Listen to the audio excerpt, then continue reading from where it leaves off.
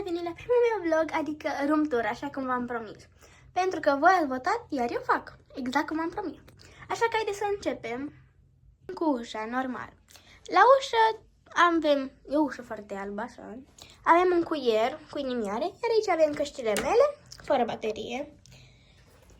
O geantă, o coadă, doar că coada asta nu o port eu, adică este pentru dansuri, un spectacol, Stitch, umbrelă cu Stitch și chei. Nu prea sunt așa mare fană Stitch, îmi place, doar că nu sunt fană, doar că sunt niște chestii drăguțe cu el. Bun, aici lângă avem dulapul ăsta superb. Și hai să vedem. Sus de tot avem lampa mea cu E, cu litera E, pentru că mă cheamă Erica. Și un moș de ăsta, de primăvară. Avem geanta mea de la Grix, care am purtat-o doar de 2 ori sau 3.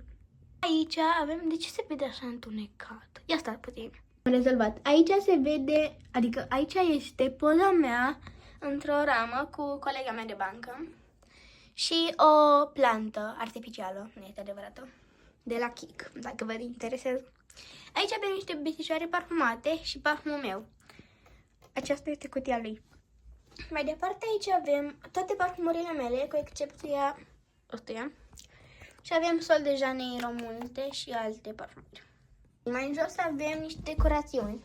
Avem un moș, niște lumânări cu moș, deci sunt foarte drăguți moșii ăștia și da. Și niște chestii de, nu știu, de mirosit frumos, cred. Aici avem niște decorațiuni și aici am gumă. Ok. Aici am un coș de ăsta așa, cu niște chestii care vreau să le dau la niște prietene. Trecem aici la oglindă. La oglindă am un ceas care l-am primit. Este cam cringe, da. Ok. Aici avem oglinda mea cu flori. Le aprind florile astea, dar nu le aprind acum. Ba da, haideți că le aprind.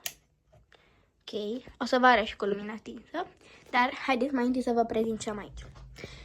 Avem cleștii mei de păr, da. Mulți cu floare pentru că îmi plac. Astea foarte drăguțe. Brățările mele, aveam mai multe, doar că am mai dat din ele. Niște decorațiuni pentru dansuri și niște poze de la Crăciun, da. Sticile mele, astea mari. Coroana mea de la ziua mea. Haideți să vă arăt cum îmi stă cu ea. Doamne, e murdar oglinda. E cam mică și nu prea îmi stă pe cap, da? Așa. Ok, și niște lănțișoare. Deci uitați-vă cât de cute asta. Cu Nutella.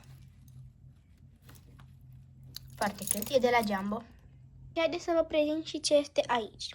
În primul sertar avem sertarul de machiaje și cosmetică de asta. Avem juicy bomburi, glossuri, elastice. Uite, astea sunt elasticile mici. Mai mult glossuri. Am balsame de buze. Uite, asta e o pudră care își colorează părul. Da, puteți să vedeți. Uite, creme. Cam atât. La sertar am niște plastelină, dar eu nu mă joc cu plastelină, doar că ne-am trebuit la școală. Și multe de astea de brățări. Și aici am brățări și aici și aici și mai am multe de desubt. Treilea sertar este sertarul cu rechizite. Am sticăre, scoci, foarfecă, lipici, pensule. Aici am tot așa multe de făcut pachete, chestii de astea. Uite, de exemplu, niște așa. Penarul meu cu dacă am nevoie de ceva, adică de exemplu dacă mă uit penarul undeva, am aici tot ce trebuie.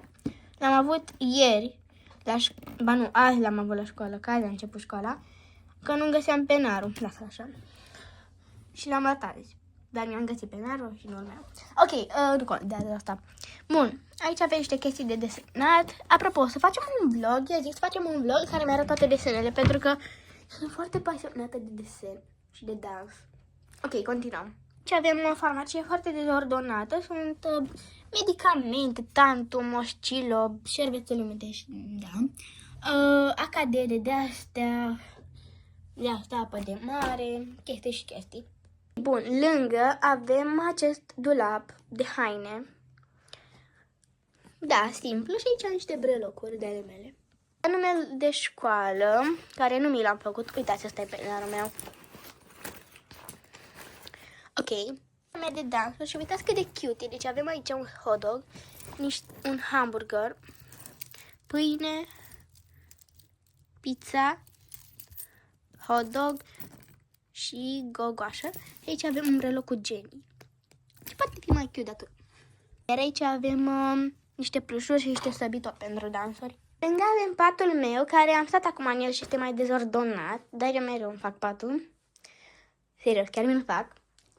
Bun, și aici niște plușuri și niște șervețele. Pentru că, da, mai strănoși ai nevoie de șervețele. Lângă avem fereastră, avem multe lumini, uitați și acolo avem lumini. Și nu v-am arătat luminile astea, care vreau și pe astea să vi le arăt. Cu lumina stinsă. Foarte cute. Cum ziceam, fereastra și caloriferul, care nu e foarte cald. Pe birou, asta este o haină, un fel de pulover de Crăciun, dar nu l-am purtat pentru că l-am primit. Deci, da. Bun, coșul de gunoi. Aici este biroul, nu este foarte ordonat pentru că n-am un motiv să vă zic. Nici eu nu știu de ce nu este ordonat. Dar haideți să vă zic ceva. Uitați! Am poze cu Ticuita. Asta este culeserea fină, că nu contează. Și Baby Monster. Ador Baby Monster. Bun, și pe aici am un proiector care face stele. O să vi-l arăt și pe ăsta imediat. O lumânare care miroase foarte bine. Asta mirosim împreună. Se desface, ce are? Așa. Miroase bine, nu? A primit o fată de Secret Santa la dansuri și aparent am primit și eu de Crăciun. Bun, aici avem o carte, un fel de glob primit de la colega mea de bancă, v-am arătat poză cu ea.